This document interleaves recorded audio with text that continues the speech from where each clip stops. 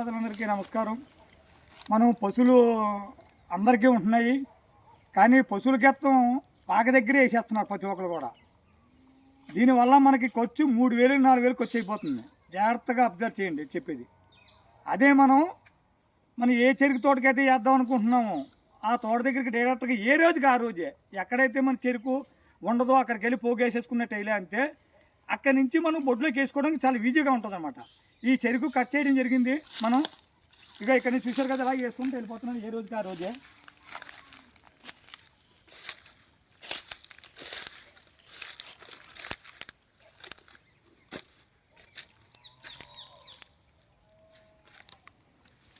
ఏ రోజుకి ఆ రోజు మనం అలాగే వేసేసుకున్న వెళ్ళిపోవడం వల్ల నాకు 3,000 4,000 ఖర్చు మిగిలింది.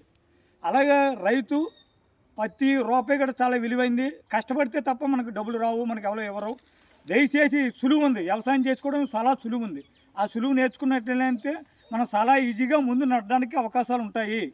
దయచేసి మనం ఎరువులు ఏ రోజుకి ఆ రోజు మనం ఎరువు వేసేసుకుంటున్నాను.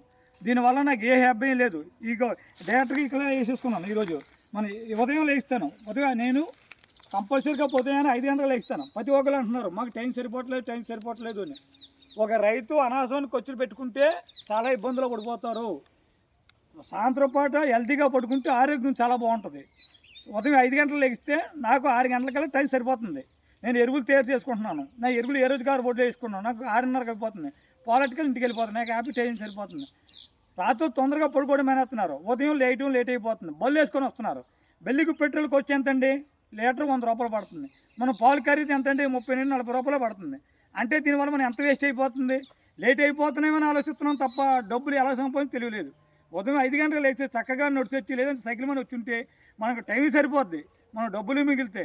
దయచేసి ఎలా చేస్తారో మరి కోరుకుంటూ సెలవు తీసుకుంటున్నాను.